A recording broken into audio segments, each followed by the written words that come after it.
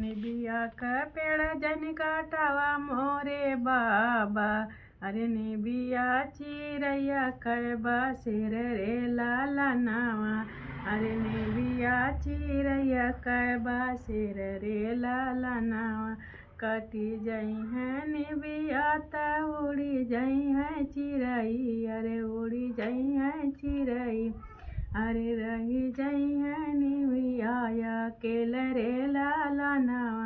अरे रही जई हैं निबिया अकेल रे लाला नावा।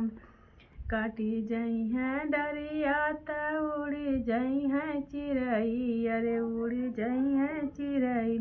अरे रही जई हैं डरिया अकेल रे लाला नावा। बेटी गर्भ जिन बोला हमरे पापा। अरे बोला हमरे पापा। अरे बेटी पराया धन होनी रे लाला नावा।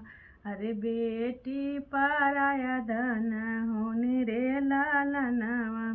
चली जई हैं बेटी त सुनी होई है नगरी। अरे सुनी होई है नगरी। अरे तनी बचन सुनी अम्मा हो कमान अम्मा। अम्मा हो कमान अम्मा। अरे रोवली मड़वा के बीच रे लाला नावा। अरे रोवली मड़वा के बीच रे लाला नावा। बड़ा हो जाता नवा से बेटी के पाले।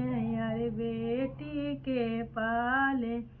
अरे बेटी त जली जई हैं दूर देश। बड़ा हो जाता नवा से बेटी के पाले।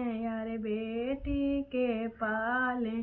अरे उहे बेटी चली जई हैं दूर रे लाला नावा।